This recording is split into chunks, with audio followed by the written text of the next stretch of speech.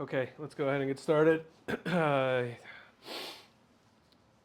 it's been about a week or two since we spoke last, and when we left off in Bilvavi the last time, we left off talking about the world of death and the fear of death and where it really comes from, and ultimately it comes from really death of the ego, death of the physical, much more than death of the mental and or death of the spiritual. And so when we look at those two different paradoxes regarding death of the physical and death of the spiritual, the question we had last time was really, what is it that we fear? Do we feel do we fear death of the physical, or do we fear death of the spiritual? And ultimately, what we came to is that we really have to ask ourselves, to what are we ultimately connected to in this world? What in this world is holding us, is grounding us, is surrounding us, is in us, and what is outside of us, and what are we grabbing for to find peace and serenity and connection? So I had the opportunity this past week to really think through a few different things, but I was inspired by a podcast that I was listening to by the pretty famous business consultant Simon Sinek. Simon Sinek came up with power, or start with why. That is his book on businesses know what they do, how they do it, but they don't know why they do it. And he created a methodology for that, and ultimately became a very big business consultant and public speaker. And in one of his more recent podcasts, it's called Optimism something on Apple Music or on podcasts or whatever platform you may use, he interviewed a gentleman by the name of Mo Gadot. And Mo Gadot was a Egyptian engineer, is an Egyptian engineer who lived in the States, lived in Dubai, lived all over the world. He worked for Google, opened their Google X division, ended up spreading Google throughout the world outside of the United States, made a ton of money, and was very, very successful. Highly educated, highly successful, international type of player. And he had two children, and he had a daughter and a son. He has a daughter and a son, and he had a son. And his kids were traveling the world every summer, living the best of lives. Great kids, sweet kids. And Mo was terribly unhappy. Mo had everything you could imagine. He bought cars, he bought houses, he traveled, completely miserable. And he decided that if he could engineer things, he could engineer a way to happiness. And so he started to dig in, and he started to go inward and start to work through some of the things that he had to work through in order to find his way through some of the darkness that he was experiencing in his life. And he had really uncovered some pretty fascinating ways to look at happiness, different than how most have been taught to look at happiness. And the problem with happiness and getting to a place where we would honestly consider ourselves happy, we feel, A, that it's something we have to reach for and that we have to get to. And two, when we get on a good path, it doesn't last very long. Something throws us off. Something doesn't allow us to connect in a deeper, more meaningful, more happy way. So we end up in the same cycle, looking for it, searching for it. So what did he uncover? As he was about to start writing his book, his son went into surgery for a very minor surgery, appendectomy, or something for appendicitis. And when he went in for the surgery, he never came out. There was multiple malpractice issues during the surgery, and the child died on the table. And he was on this happiness journey, and then 17 days after his son's death, he started writing the book. And somehow, some way, he persevered. He obviously was terribly saddened, and he was grieving, and to this day he cries every day over the loss of his son, which we can only imagine how painful that is. Chas v'shalom, should never be for any of us. And he started writing his book. And what was the main ikr that he shared in the podcast? The main ikr he shared in the podcast is, we already know that trying to gather things from outside of us won't make us happy. We already know that all the money in the world helps, but can't solve the gaping hole, the black hole of discontent. We already know that anything material, any more work, any more reaching, any more striving, all of those things can't bring us to joy. So what he said, which we know comes from one of my mentors, Moshe Gersh, is that joy is our natural given state. Joy, peace, and serenity were given to us at birth by God and ultimately are within us, and there's nothing that can change that. So what has happened over the years? Traumas, experiences, klipos, challenges, barriers, the wanting, the constant wanting, addiction, disease, health, all sorts of things occur in life, and we cover over that natural state of joy and happiness. And he talks about the common thing of if you're in pain, you have to stop the pain from the source. But if you're suffering, suffering ends up being a choice in most cases. And he goes through some of those economics, or engineering tips on how to conquer that. But what does he say happens? We figure out, okay, so great, I understand, it doesn't make me happy. And then Simon asks him, he's like, Mo, but we keep chasing that same thing. We keep going for the dopamine fix on a small scale, and then we keep chasing the career on another scale, then we keep chasing the purchasing on another scale, and then we keep chasing the materialism on another scale. We keep chasing, because as long as if I get there, we turn around and we're 40, 50, 60, 70 years old, and we're still chasing or comparing. So what do? Why can't we break the habit? So he said that instead of the avoda being, what can I fill in from the outside? We have to start crossing off the things from the inside that are blocking the access to the joy that we've been given. We have to start making the lists of things that in our lives are blocking joy from being able to shine forth, for joy and serenity to be able to sweep over us. And it's a daily avoda, he says. So it's not about adding anything, it's about deleting. It's the act of deleting. Because if it's already a God-given state and a God-given gift that's within us, then there's absolutely nothing we can do to add or delete from it. So you'd ask yourself, okay, well, if I already have natural joy, then what's the point of the learning? What's the point of the steiging? What's the point of all the other pieces? If I already have full joy in me, I just got to remove things. Those are enhancements. Those help you remove things. The positive acts in our lives that are not material-based helps us all of a sudden remove the klipos and the challenges that come and occur from wanting from the outside. So we have to write the things down. So he said he wakes up in the morning and he goes through his avoda. And he ultimately writes things down that are going to be that day they're going to affect him. And he sits for a half an hour and he does it during his meditation or mindfulness routine. And he says, where am I at today? Is it the weather that's going to piss me off? Is it my schedule? Is it my wife? Is it my kids? Is it my workload? Is it my bills? What is it that's going to upset me? And let me remove that.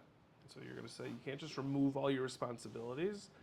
It's never about removing responsibilities, because responsibilities have nothing to do with joy. Joy is already within us. It's been given to us. It's a God-given gift. But the reaction to all of these things, the reaction to every single circumstance is our choice.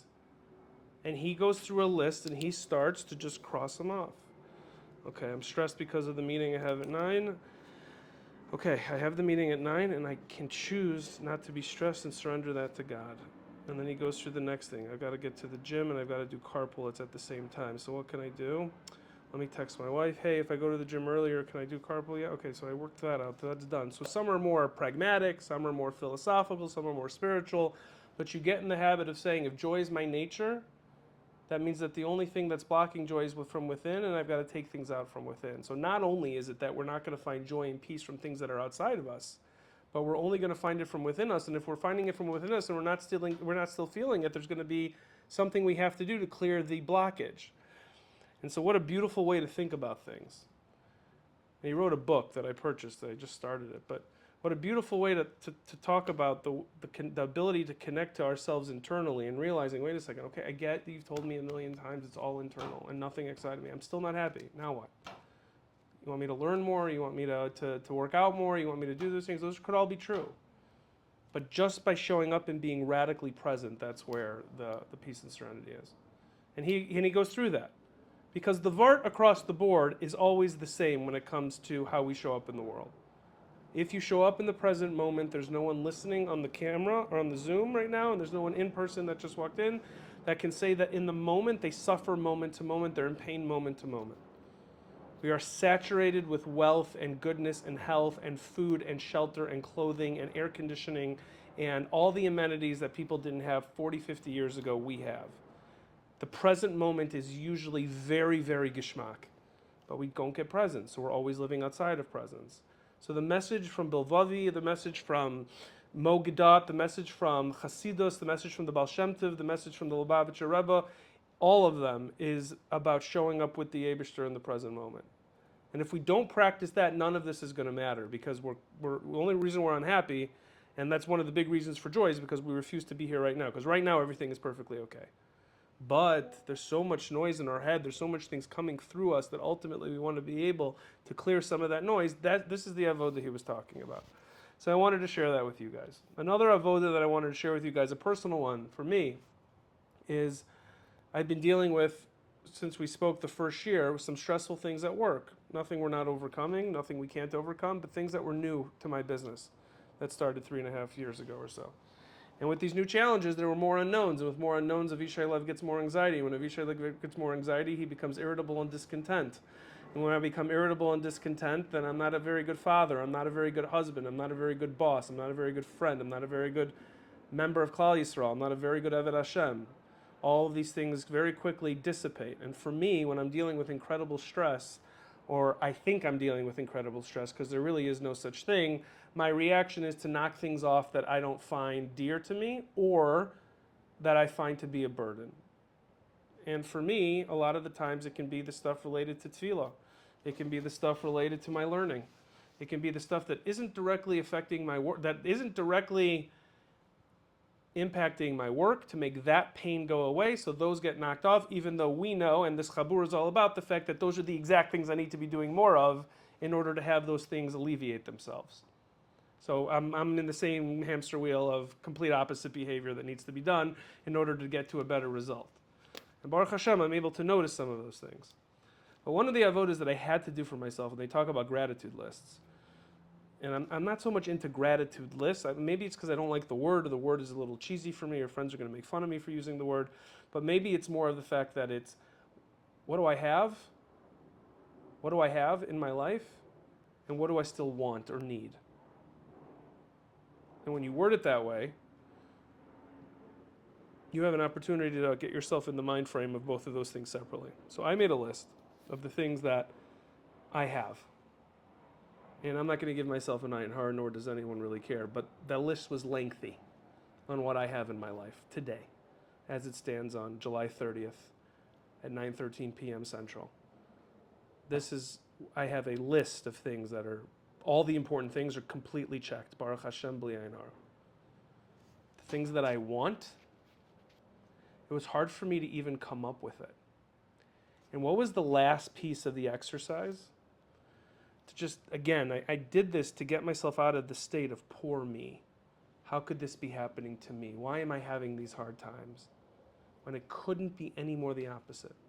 So I wrote, and this is just the way I put value on my life, which is my own work that I need to do. I wrote where I got married, what I was making, and then what I'm making now today, and all the different things that occurred in my career, and how every leap in that place was God-driven throughout each of those. And how, if I look back, and it's not some like crazy story, it's just literally how God said, okay, you're done, go here. And then from here, go here, go here, go here. And Baruch Hashem, my career has grown, my path to success has grown, and nothing supersonic, but all upward, with zero downward trend. And I looked at that for my relationships and my family and all those other things. And then I realized to myself, so I have this gratitude list of all the things that, I have this things I have list, and then the things that I want list. I've got this very short list of things that I want. I've got this massive thing that I have. Not only that, but the span of the last 20 years of my life, it's gone completely upward constantly with very little bli ayin hara issues, except some addiction and sobriety and marriage and raising children and being a good dad and showing up differently for Roni than I did with my other kids because I wasn't out there, and being able to have a group of friends that I could grow with, and being able to have my learning and continuing all those things, and I still have so much left to accomplish, and that's really what I ended up doing, and I have so much more growth. But the life, the actions, the things that were occurring, seeing how they progressed in the right direction, it would only be godly. But then I realized also that I based everything on money. And the way I judged myself was by my career. And I've done that my whole life. I've done it my whole life, being able to look at, all right, here's where I was financially and here's where I am now. So I went from 30 to 40. I went really from 20 to 40 on this journey. Now I'm turning 40. And I took a second page and I wrote 40 to 50. And I wrote the same line, because I'm going to be optimistic that it'll continue to grow in whatever Hashem's been able to do for me the last 20 years. And on that same line, I decided that I don't want it to just be career. Because if I looked at the list from the first 20 years and it was all God-driven, literally every move was handpicked by God, and then I did my ishtadlus within those moves, but the moves themselves had nothing to do with me, why would I predict or want a path of things that I don't control versus giving that control to God? Let him continue to have that, because he hasn't let me down. I was at 40K year one of marriage, and now I'm wherever I am today, and it's different. So the next 10 years, do I really want it to just be more of that? And a good friend of mine said to me, he's like, when is it going to be enough? It's hard to feel enough when we have all the pressures of our marriages and our children and our Yiddishkeit and all the things that we have to do as community members. But it doesn't mean the mindset can't be that. So I'm thinking to myself, do I really want another 10 years of chasing, of looking at this guy and that guy and wondering how that happened when I know the answer already? It wasn't me. It wasn't me in any of those things, yet I'm obsessed. I'm obsessed with keeping that the forefront and keeping that the main thing. What if I wanted serenity, mindfulness, connection to tefillah, more learning, and by the time I'm 50, I'm able to say to myself that I have a seder, that I'm really learning Gemara, I'm really connecting to it, that my mindfulness behaviors are strong, that I've really focused my energy, I've moved all the energy from money to internal and external health. Doesn't mean I'm not going to work as hard. I've worked hard in every environment I've ever been in. That's not going to change. But it doesn't have to consume being the main thing. What if I could have a reality that's going to be different? Again, I only share these personal things because for the group, people have said that it helps as far as connecting to it. But I'm not trying to talk about myself. I'm trying to really share the mission and vision of, like, we can realign the lens in which we see things through very quickly. We don't have to be in a situation where we continue to do the same thing over and over again, but we can't expect anything to change without putting intention to paper, without doing the work. And this is the work that Mo, in his example of the Simon Sinek podcast, was talking about. We can make a decision to do things and change things, but I know for me, I have to write it down. When I learn a piece of Gemara, I can't just learn it auditorily. I have to write down the Shakla Levatariya or I'm done. Halavai, I do that. Halavai, I get to learning Gemara. I'm just saying, when I do, those are the things that I have to do in order to be able to understand. The same thing goes through life. These types of exercises are the exercises that ultimately change someone from going through the mundane over and over again to saying, I'm stopping the craziness. I'm stopping the chaos. So we'll jump into Bilvavi, but did you share something? Bilvavi, we're going to do page 36. This world has nothing to offer. So we'll go into a section that's very connected to what we're talking about. And then hopefully we can glean some more from Bilvavi here, and we can be able to find ways to connect deeper. But the point I want to make on this last piece is we don't have to continue to live like everybody else lives. We don't have to continue to do what everyone else has done or people before us has done. The world in general is not conscious. The level of das is missing. And we can find that das again, we can find that connection again, but unfortunately we really can't do both well as it relates to where we put our focus. And if we believe that God is in control of one, and our hishtadlus matters more in another, let's put more hishtadlus in the other. But let's make an intentional shift. And it's monumental, because I promise you, if I sit here from 40 to 50, Amir Hashem, I should be healthy and everyone should be healthy. If you sit here from 40 to 50 and you get to 50 and the focus left from business, not that you didn't do business, the obsession, and the addiction and the focus left from money to connection, freedom, health, learning, davening, family time, travel, meditation, hispoidus, spirituality, for those in recovery, the recovery being part of that, and that became your mahus, I don't know, I think, someone could be a pretty big person. And then from 50 on, be able to enjoy their later years, being able to be at a completely different level. But it almost comes with giving up certain things, to the point that you may not make as much if you really want to think that way.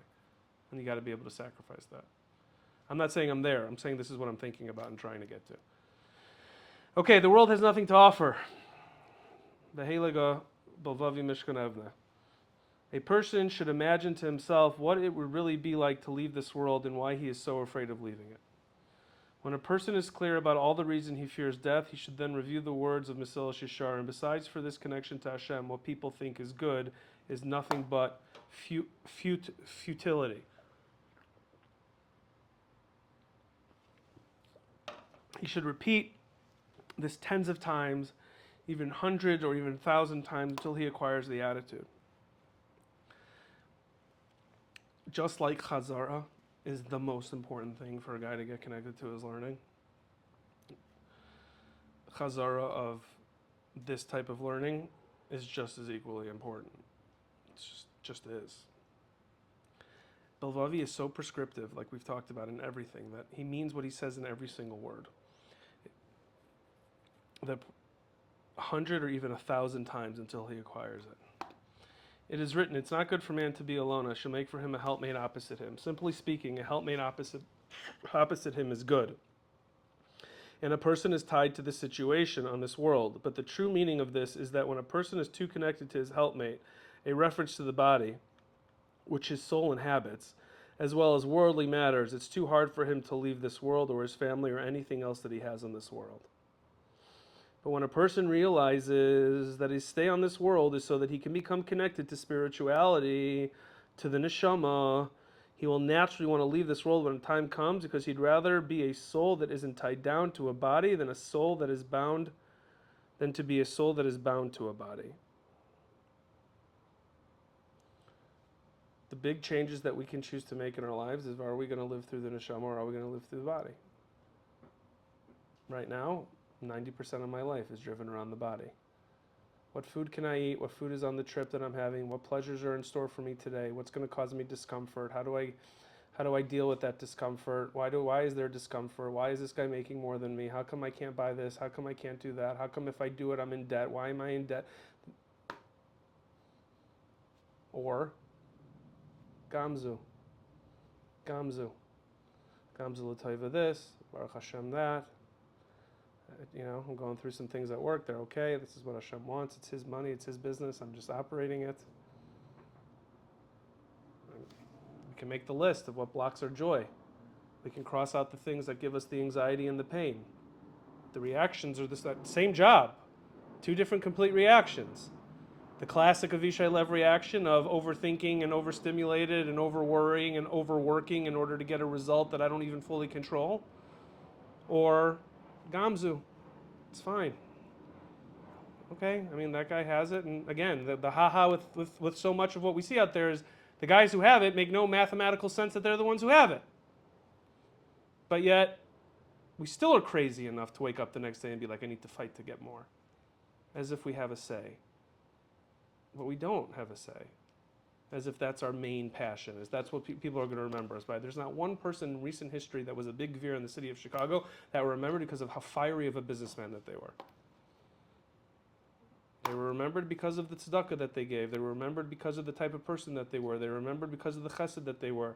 Some of them weren't remembered for very positive things. This is what it is. But it had nothing to do with one way or another, it didn't result to, my God, the way he emailed on his iPhone with consistency, no matter where he was, around his kids, around his family right after, the way he responded to WhatsApps and text messages at chasanas, during the chasana, the way that he was able to multitask a WhatsApp on a Teams call while answering emails, leaving nothing left in his inbox, doing it professionally while ChatGPT was simultaneously researching things for his next business. That's just not what the reality ends up being. But yet, we walk around like zombies, looking down at our phones, chasing the dopamine addiction. And we can say whatever we want about addicts. Most people I know are completely addicted to dopamine. They need the check mark. They need to cross off things off the list. They need to be busy constantly. Not being busy is kryptonite to most people I know in my chevra. If they're not busy or distracted, it is the worst thing in the world. It is literally worse than someone taking hot nails and scraping their skin with it. I'm serious. Like, they'd rather feel some pain than not do anything. I'm that. I am that guy.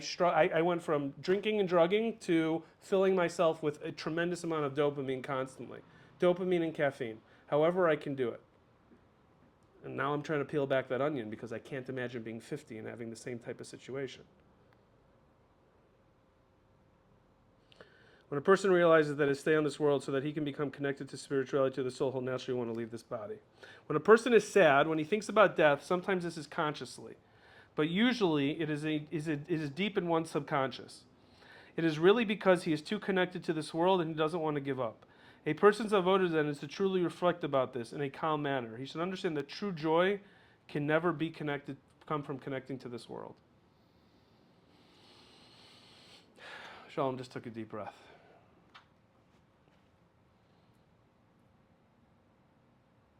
It has to be the main thought for a while. The obsession of wanting to find your joy has to be the obsession. It can't be the side job. It can't be the ancillary to the main thing. It can't be the side hustle. All of this work is side hustle for most of us. Side hustle. Yeah, I'll make money, but then I got the side hustle is that, like, I'll work on this stuff. Same thing with my learning. I can't seem to stick to Gemara because when things get tough, Gemara is the first thing that goes out the window because it's the hardest thing for me. I can do other learning, I can't do Gemara. I can do Shnai Mikra because it's mindless for me. Can't do it. Minyan and Chamarav when I'm stressed versus just staying at home, isolating. Maybe, maybe not. Because it's not the main thing. Survival becomes the main thing when you're in a position of survival. We've seen that over and over again.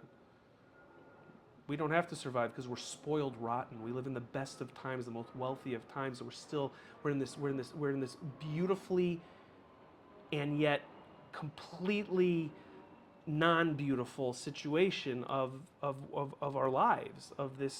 We've been given it all to literally have the peace of mind to be able to connect deeper to ourselves. And we believe this. This is the Torah of the Baal Shem Tov Mamish, that in Ikvus de Mashiach, we're going to be in a position where we have the ability to have that sense of peace, to connect deeper to ourselves, and we're not going to take advantage of it.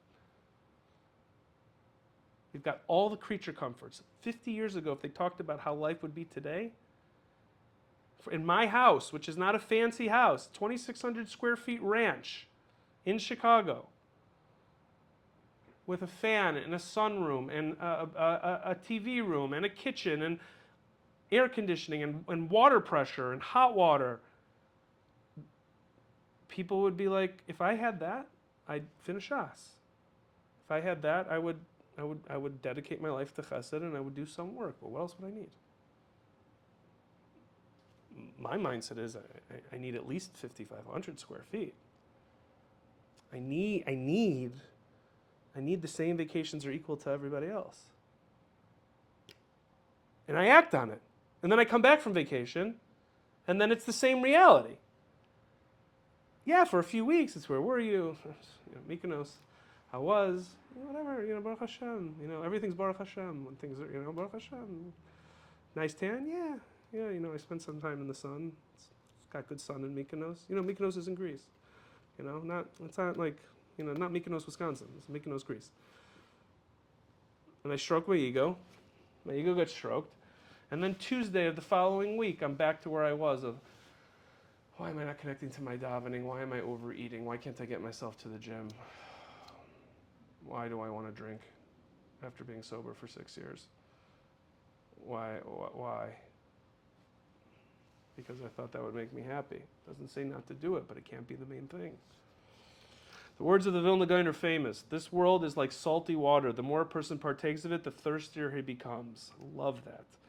We can all know this intellectually, but how much do we succeed in remembering this? How much do we live with this idea? If we really believe in the words of Chazal, we wouldn't be interested in all the world's salty water. Worldly pleasures just make you thirstier for even more. So if a person decides that he's ready to give up this world one day, it shouldn't be done with a feeling of sadness or regret. It's the best realization. Don't even think that he won't get into all the different hurdles with that. But John, I'm going to ask you, because you're a doctor. You started medical school with one philosophy and one intention, and you still have that intention of wanting to help people. But medicine at some point became a business, became a need because you have a family, and they're from, and they have kids, and you have tuition. And it's not that you're not as honest of a doctor, but I have to imagine it's a little bit filtered down compared to what it was the day you entered medical school. Am I wrong in that assumption? You're 100% correct. Right. So you're talking about a doctor who's there to help people with consistency, which Doc John does. And he's there, and he gives patients. I'm sure he has patients that drive him crazy, and he sits there and he listens, and he's patient, and he runs from appointment to appointment. He can't breathe. He's exhausted. He's on call. All of these things as a doctor. But at some point, life's pressure comes, and that joy and that serenity and that, not even right word serenity, enough serenity. When it comes to the connection to the mission, when it comes to like the intention of like, let me solve people's pain, it's still there, but it's just not as much. The light is dimmer. It doesn't take away from the fact that that light is still in him, or else none of this would have happened. It's just been covered up by the pressures of life. And I said this early on. I said, when I'm sometimes doing this Baidus, I kind of pick a fight with Hashem. I say, you don't make my life hard. You give us all these really good things, but like, I'm crazy. You make me crazy. It's like, how could I still not realize that like I have what I need and I can find that joy? And everything has gone nearly perfect. I wrote it down. It's gone nearly perfect for the last 20 years. Bli ayin hara. And I'm still waking up with like a half-assed Maidani and Nagelwasser blatant, maybe not even the right amount of times, the right hands in the right order, tying my shoes, don't know the halacha, scabbering to shul and like sometimes being super connected, but most of the time fighting for that connection because I'm obsessed with the things that are connected in the world. So when you think about the true good in comparison to whatever good this world has to offer, you realize that you're not giving up anything at all by deciding to disconnect from the world's pleasures. When one reflects into this, he should do this slowly and calmly and happily to accomplish this. One can use parables that help him come to this understanding. We can give a few examples that can be of aid, and each person can add on his own. Let's go through these examples. Recently, a wedding hall collapsed. I mean, this was written a while ago. Imagine, I remember when this happened. Imagine if the owner of the wedding hall would come to us 2 weeks before it collapsed, and he would offer to see it to us for 20 shekel. We would yell at him, "You're crazy, 20 shekel for a wedding hall?" He would answer, "Let me explain to you something. I know that in 2 weeks from now, this hall will fall to the ground. Would anyone even agree to give him 20 shekel in such a situation? No one in their right mind would give him 20 shekel for the building because they have been informed it's going to collapse and it'd be worth nothing. But if none of us think it's going to collapse, we would all run to him and give him 20 shekel. Now, if you think about it, that would be a huge mistake. Even if the owner himself gives you 20,000 to take the building, you still shouldn't take it. Why not? The answer is because the amount of stress and worry that this building will cost you much more than 20,000, it's far from worth it. Naturally, though, a person looks at what he will gain momentarily from accepting 20,000 to take the building, and he doesn't think about the consequences. He will have to spend so much time worrying about maintaining this building, and he will have to put all his energy into it, but he doesn't think about this, and he thinks about the 20,000 that's being offered to take the building. That was the parable. Now let us use the lesson we learned from this. When a person considers that he only has one goal in life, to only search for Hashem with all his heart, then everything in his life is always about how he can become close to Hashem through it, and he views every situation now differently. What seems simple to other people isn't so simple to him, because since he seeks Hashem, he realizes how certain undertakings can interfere with his avodas Hashem and cause him to have pain. A person has to become more clearly focused in everything and think, will this bring me closer to Hashem or further away from him? One has to get used to purifying his mind more in this way, slowly but surely. For example, money is something that a person can use to become closer to Hashem, or the opposite. Money doesn't exist for itself. It can be used as a tool to serve Hashem. So here's my takeaway for myself.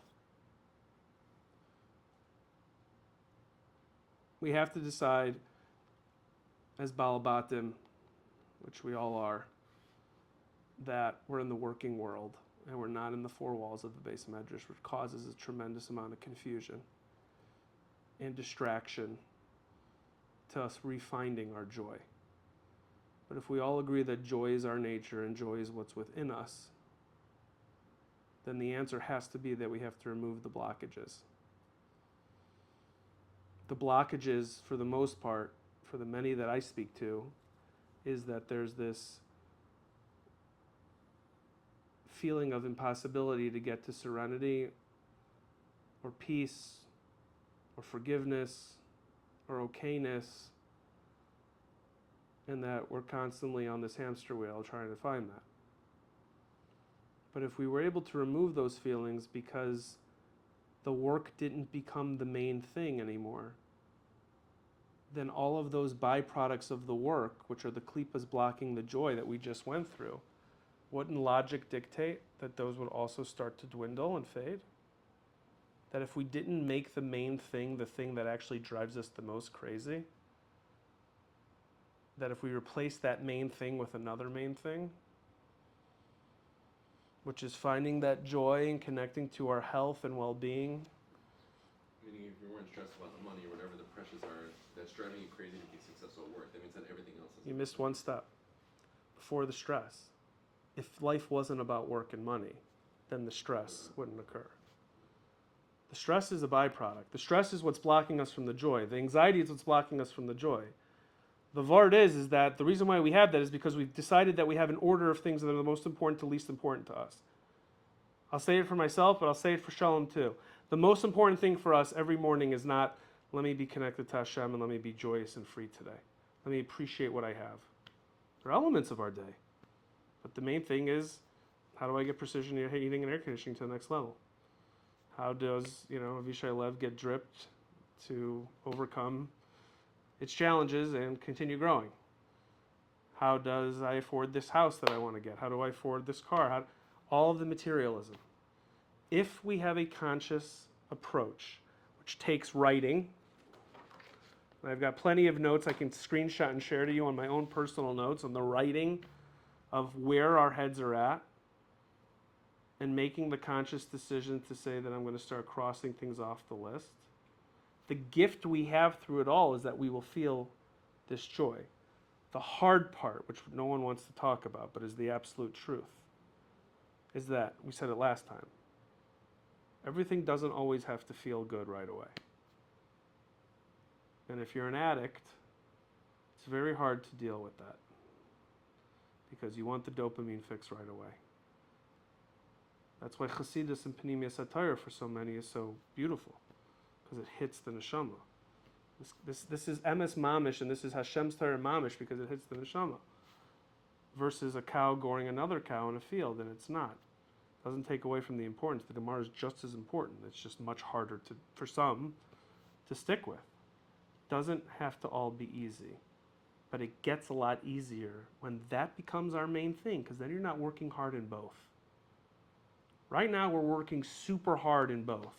I want all the things that my neshama needs, and I want all the things material-wise. I want to be the best of both. I want to be a Talmud Chacham, an Askin, wealthy, and at peace. I don't know anyone like that. And the few that we know that are world-renowned are extremely, they're on one hand of the people that have the reputations of being serene, honest, erlich, Talmud Chacham, learners, and all those things. Doesn't end up being something that's very easy. Just something that's hard. What's wrong? Okay. Okay. It ends up being something that's very hard. But it doesn't have to be that way ultimately, guys.